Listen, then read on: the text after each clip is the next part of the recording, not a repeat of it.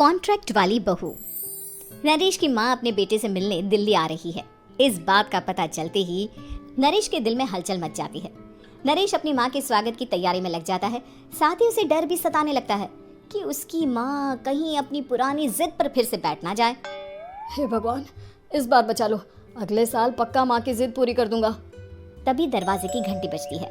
नरेश दरवाजा खोलता है तो सामने अपने मकान मालिक को देखकर हैरान हो जाता है, क्योंकि उनके साथ एक सुंदर सी लड़की भी थी। अब नमस्ते अंकल, कुछ काम था, मुझे बुला लेते। आपने क्यों कष्ट किया? अरे नहीं, इसमें कष्ट कैसा, मैं तो बस तुम्हें रीना से मिलवाने आया था। आज से रीना तुम्हारे साथ इसी फ्लैट में रहेगी। अंकल, कोई लड़का फ्लैटमेट नहीं है? एक अनजान लड़की के साथ रहना मेरे लिए थोड़ा अजीब होगा। देखो नरेश, मैं तुम्हें पहले भी बता चुका हूँ कि इस फ्लैट में तुम्हें किसी ना किसी के साथ एडजस्ट करना ही होगा, या फिर तुम अकेले पूरे फ्लैट का किराया दे दो, मैं किसी को नहीं रखूंगा।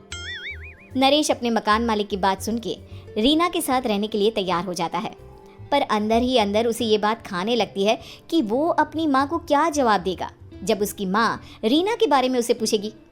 दिन बीतने लगते हैं। नरेश और रीना अच्छे दोस्त भी बन जाते हैं, पर अभी भी नरेश अपनी प्रॉब्लम का सोल्यूशन नहीं ढूंढ पाता। एक दिन नरेश बहुत परेशान सा बैठा होता है। तभी रीना उसे पूछती है, क्या हुआ नरेश, तुम काफी परेशान लग रहे हो, सब ठीक तो है ना? हाँ, सब ठीक है, बस एक छोटी सी प्रॉब्लम है। वो एक्चुअली 2 दिन बाद मेरी माँ मुझसे मिलने आ रही है। अरे, तो इसमें प्रॉब्लम क्या है? ये तो खुशी की बात है। हाँ रीना, बट मेरी माँ एक जिद लेकर बैठ गई है कि मैं शादी कर लूँ, पर मैं अभी इस चीज़ के लिए तैयार नहीं हूँ। ऊपर से जब वो तुम्हें देखेगी तो 100 सवाल करेगी, क्या जवाब दूंगा? अरे, इसमें कोई टेंशन वाली बात नहीं है। मेरे पास ना इस प्रॉब्लम का सोल्यूशन है, जिससे ना तुम्हें शादी करनी पड़ेगी और ना ही तुम्हारी माँ मेरे बारे में कुछ पूछेंगी। रीना की बात सुनकर नरेश सोच में डूब जाता है। वो सोचता है कि रीना खुले ख्यालों वाली लड़की है, कहीं माँ को सच बता ना दे। नरेश को सोच में डूबा देखकर रीना कहती है, अरे क्या हुआ, किस सोच में पड़ गए? डोंट वरी, जैसा तुम सोच रहे हो ना वैसे कुछ भी नहीं है। मेरे पास एक प्लान है। मैं कुछ समझ नहीं पा रहा हूँ, कैसा प्लान? मैं समझाती हूँ। हम ना एक कॉन्ट्रैक्ट मैरिज कर लेते हैं। फिलहाल मेरे पास जॉब नहीं है, तो तुम इस रूम का किराया दे देना जब तक तुम्हारी माँ यहाँ रहेंगी, सिर्फ तब तक। और तुम अपनी माँ से कह देना कि मैं तुम्हारी पत्नी हूँ, इससे वो मेरे यहाँ रहने पर कोई सवाल भी नहीं करेंगी। अरे बात तुम्हारी ठीक है, पर माँ से झूठ बोलना, ना पापा, मैं ये रिस्क नहीं ले सकता। कोई और आइडिया दो ना तुम। देखो, मंजूर हो तो बोलो, वरना सच बता दो, मुझे कोई प्रॉब्लम नहीं है। रीना की बात सुनकर नरेश सोच में डूब जाता है। बहुत सोचने के बाद जब उसे कोई रास्ता नहीं मिलता तो वो रीना के बताए हुए रास्ते पर चलने के लिए तैयार हो जाता है। वो रीना से बात करता है और अपनी माँ की पसंद और नापसंद के बारे में बताता है। रीना भी नरेश की सभी बातों को ध्यान से सुनती है, ताकि कहीं उससे कोई गलती ना हो जाए। आखिर वो दिन भी आ जाता है जब नरेश की माँ उससे मिलने दिल्ली आ जाती है। नरेश अपनी माँ को फ्लैट पर लेकर जाता है। जैसे ही नरेश की माँ फ्लैट के अंदर जाती है, रीना उसके पैर छू लेती है।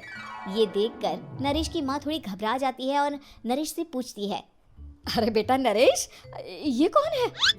माँ, ये आपकी बहू रीना है। माफ़ी चाहता हूँ, सब कुछ इतनी जल्दी में हुआ कि आपको बता ही नहीं पाया, इसलिए सोचा कि क्यों ना आपको सरप्राइज दिया जाए। अरे बेटा, मैं तो बस तेरा घर बसा हुआ देखना चाहती थी। हाँ, बहुत अरमान थे अपनी इकलौते बेटी की शादी को लेकर, लेकिन कोई बात नहीं, शायद किस्मत को यही मंजूर होगा। ये कहते ही नरेश की माँ रीना को गले लगा लेती है। रीना बेटिया, मेरा बेटा ना थोड़ा नादान है, पर तुम काफी समझदार लगती हो, और मैं जानती हूँ कि तुम इसका बहुत अच्छे से ध्यान रखोगी। माँ, आप चिंता मत कीजिए, मैं सब संभालूंगी। नरेश की माँ अपने बहू और बेटे के साथ खुशी खुशी रहने लगती है। दिन बीतने लगते हैं। नरेश की माँ और रीना का रिश्ता बहुत मजबूत होता चला जाता है। वो दोनों सारा दिन एक साथ रहती और खूब बातें करती। इधर साथ रहते रहते नरेश और रीना भी एक दूसरे से प्यार करने लगते हैं। दोनों को इस बात का एहसास हो जाता है, फिर भी वो इस बात को छुपा कर ही रखते हैं। एक दिन नरेश की माँ और रीना शादी के बारे में बात करने लगते हैं। रीना बिटिया, ये तो नरेश ने मुझे बिना बताए शादी कर ली, वरना मैं तो अपनी इकलौती बेटी की शादी इतनी धूमधाम से करती कि सारी दुनिया देखती रह जाती। अच्छा माँ, आप ऐसा भी क्या करती नरेश और मेरी शादी में जो दुनिया देखती रह जाती? अरे बिटिया, एक माँ के अरमान तुम अभी नहीं समझोगी। मैं तो अपनी बहू को एक रानी की तरह लेकर आती और शादी भी बिल्कुल शाही अंदाज में करती। पर मेरे तो सारे अरमान ऐसे ही रह गए। खैर, मुझे तो अपने बेटे और बहू की खुशी चाहिए बस। ये कहते हुए नरेश की माँ की आंखों में आंसू आ जाते हैं। रीना भी ये सुनकर ख्यालों में खो जाती है, क्योंकि वो भी मन ही मन खुद को नरेश की पत्नी और उसकी माँ की बहू मानने लगी थी। शाम को जब नरेश ऑफिस से घर आता है तो रीना खुद को रोक नहीं पाती और नरेश के सामने उसकी माँ को अपने और नरेश के रिश्ते का सारा सच बता देती है। रीना की बात सुनकर नरेश की माँ दोनों से बहुत नाराज हो जाती है और घर वापस जाने की बात करने लगती है। तुम दोनों ने मुझसे सच छुपाकर बहुत ठेस पहुंचाई है मुझे। अब तुम लोगों के साथ नहीं रहना चाहती मैं। कल ही वापस चली जाऊंगी अपने घर। माँ, मुझे माफ कर दो। ये सब मैंने रीना के कहने पर ही किया है, वरना मैं भी आपको कभी ठेस पहुंचाने के बारे में सोच भी नहीं सकता। हाँ माँ, हमने ये सिर्फ आपका दिल रखने के लिए किया। प्लीज हम दोनों को माफ कर दीजिए। तुम दोनों ने मेरे अरमानों के साथ खिलवाड़ किया है, और वैसे भी मुझे अपने बेटे के लिए एक अच्छी लड़की ढूंढनी है, इसलिए मेरा यहाँ से जाना ही बेहतर होगा। माँ की ये बात सुनकर रीना खुद को रोक नहीं पाती। माँ, क्या मैं आपके घर की बहू बनने लायक नहीं हूँ? रीना की बात सुनकर नरेश हैरान रह जाता है। नरेश की माँ भी कुछ समझ नहीं पाती। मैं कुछ समझी नहीं, आखिर तुम कहना क्या चाहती हो? माँ, मैं वो नरेश से बहुत प्यार करती हूँ और साथ ही साथ मैं आपको भी अपनी माँ मान बैठी हूँ। आज जब आपकी बातें सुनी तो खुद को रोक नहीं पाई, इसलिए सारा सच आपको बता दिया। रीना की बात सुनकर नरेश की माँ की आंखों में आंसू आ जाते हैं और वो अपने बेटे नरेश और रीना को गले लगा लेती है। मेरे घर की बहू तो सिर्फ रीना बिटिया ही बनेगी। मैं आज ही तुम दोनों की शादी की तारीख निकलवा दूंगी, बस एक बार तुम्हारे घर वाले मान जाए। उसी दिन रीना के माता पिता भी उनके फ्लैट पर आ जाते हैं। दोनों परिवार आपस में बैठकर बातें करते हैं और शादी के लिए राजी हो जाते हैं।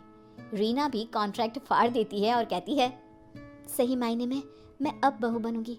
अब तक तो सिर्फ कॉन्ट्रैक्ट वाली बहू थी।